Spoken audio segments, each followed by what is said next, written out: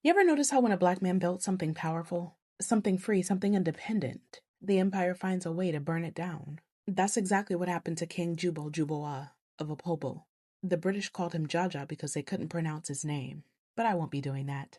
He was an enslaved man who rose to rule his own kingdom, control his own trade, and stand up to the British Empire until they decided that freedom was bad for business. Jubal Jubawa was born in 1821 in what's now Imo State, Nigeria, in Igbo land. By the way, I'm so sorry if I'm mispronouncing any of this. Please correct me in the comments. He was kidnapped as a child and sold into slavery in the Niger Delta, but he didn't stay broken. He was purchased by a wealthy trading family in Bonny, the house of Anna Pepple, and over time, he learned their business. By sheer brilliance and determination, Jubal Jubawa bought his freedom. He didn't just survive the system, he mastered it. He became the head of his own trading house. And by the 1860s, he was one of the most powerful men in the Delta. Then he did something that terrified the British. He broke away from Bonny and founded his own city, Opobo, built on self-rule, discipline, and African control of African trade. See, the palm oil trade was the new gold. Europe had outlawed the slave trade, but they still wanted African resources, oil for factories, soap, and machines. Jubal Jubawa cut out the middleman. He told European traders, if you want oil, you come to me directly. He set fair prices, taxed ships, and banned credit so his people wouldn't fall into debt.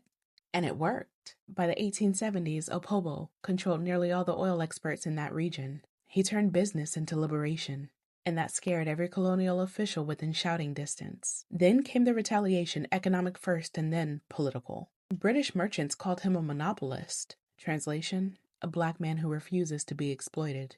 When pressure didn't work, they turned to deceit. In 1877, British consul Harry Johnston invited Jubal Jubawa on a ship under the pretense of negotiating a treaty, but as soon as he boarded, they arrested him, accused him of obstructing British trade, and shipped him off for trial, and the court found him guilty and exiled him to the West Indies, first to St. Vincent and then to Barbados. Years later, after petitions and protests, the British agreed to let him return to Opobo, but he never made it home.